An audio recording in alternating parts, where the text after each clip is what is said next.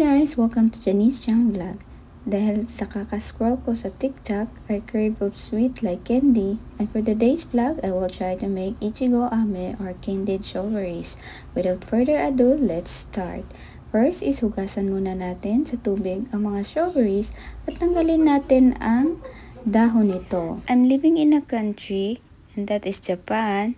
Japan is known for their good and delicious foods, especially sweets.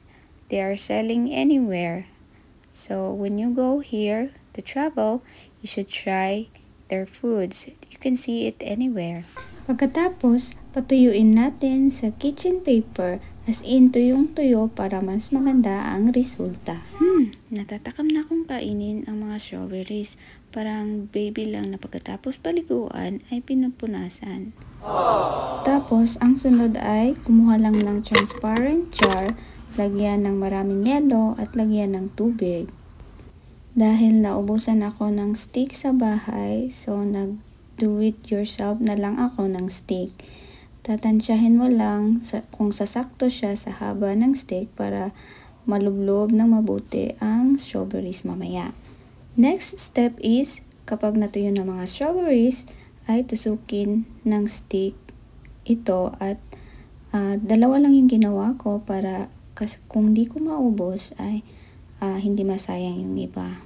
So, dahan-dahan lang yung sa pagtuso kasi medyo malambot kasi yung strawberry para hindi masira. Ayan. Season na kasi ng strawberries dito sa Japan. Kaya ang dami kong nakita doon sa grocery store. Gusto ko rin sana mag-try ng muscat pero wala akong nakita. So for now, strawberry lang muna ang gagawin ko.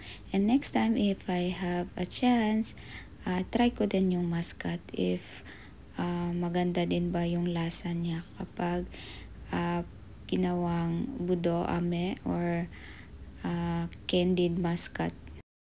Para mapaghambing ko sa dalawa kung ano ang masarap. Preheat the pan and then ilagay ang puting asukal at maglagay na rin ng kaunting tubig. Mas maraming asukal ang ilalagay mas mabuti until mag-transform na siya into glaze.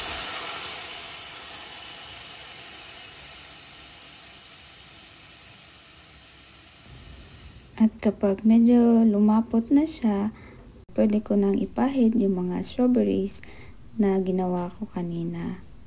So, ganun lang kadali. Actually, enjoy siyang gawin. At excited rin ako sa result nito.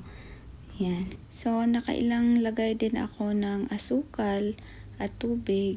At ilang beses ko din siyang ginawa kasi mabilis lang talaga siyang maubos at matuyo. Pero mabilis din naman gawin. Kaya okay lang. Pagkatapos ay nilublob ko sa jar na may yelo at tubig para tumigas ang asukal.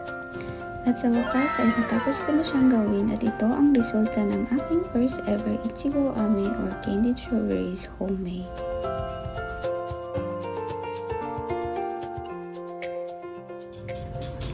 At my favorite part ay ang tikiman time. Walang bola, walang echos. Masarap talaga siya guys. Kudos sa strawberries din kasi matamis at lalong tumamis dahil sa coated sugar.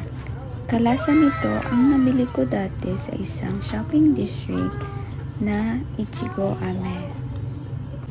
Pasensya na kung maingay yung background ng video pero kung naririnig nyo ng kaunti, talagang may tunog yung coated sugar niya and masarap siya. Kaya yun, tuwang-tuwa ako. Very satisfied as a first timer. Kayo din dyan, try nyo din itong gawin sa bahay. Hindi kayo magsisisi kasi masarap at maganda yung result. That's all for our vlog for today. Matane! Salamat sa panunood!